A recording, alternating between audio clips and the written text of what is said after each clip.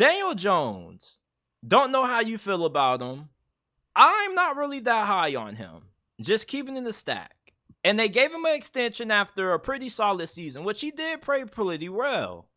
But do you remember the year the Jacksonville Jaguars went to the AFC Championship game and they lost to the Patriots? That was a great team, man. That was a great team.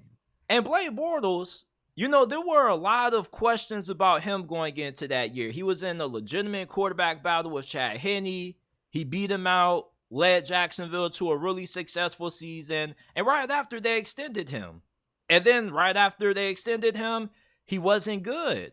And I kind of feel like Daniel Jones could have a similar regression to what Blake Bortles had after that AFC Championship run. Now, what do you think about him? Am I tripping, or do you think he could regress also? Okay, I think Daniel Jones is definitely a better quarterback than Blake Bortles. I see where you're coming, though. I see where you're coming from about him not being as great. I don't think he's going to take this, giant stuff. I don't think he's going to be, a top 10 quarterback. I don't think he's going to be winning MVPs. But I don't think he'll be bad. I think all the Giants really need him to be is what he is a little bit better than what he was last year, because they already won a playoff game with him last year, and they already have a good defense and stuff and supporting cast surrounding him.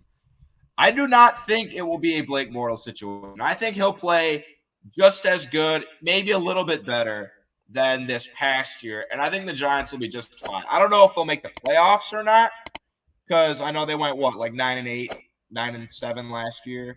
I don't remember, but I think they will definitely be in the conversation. I don't think they'll win the division. I don't think they're better than the Eagles, but I think they'll still be in the conversation for a wild card playoff spot. I don't think he's going to be regressing or not. The New York Post says he's never been more dangerous. That might just be some biased New York media, but I think he'll be all right. I don't think he'll be world-changingly good or bad, though. My thing with Daniel Jones is that I don't think he's. My thing with him is that they didn't really have a super tough schedule. And I get they didn't have a talented team around him. And Brian Dable did a really good job of coaching him up. But the schedule is just so difficult for them this year. And in close games, if you got to win with Daniel Jones throwing the football, is he really suited to be able to lead you from behind with 2 minutes down and you need a touchdown to win the game?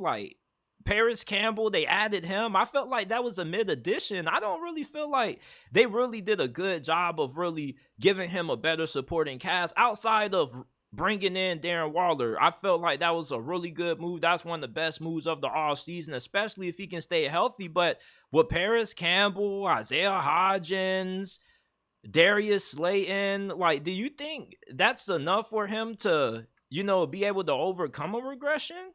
I really like Darren Waller. My friend thinks he's about to be the best. My friend's a real big Giants fan. He thinks he's about to be the best tight end in football. I can't really tell if he's joking or not.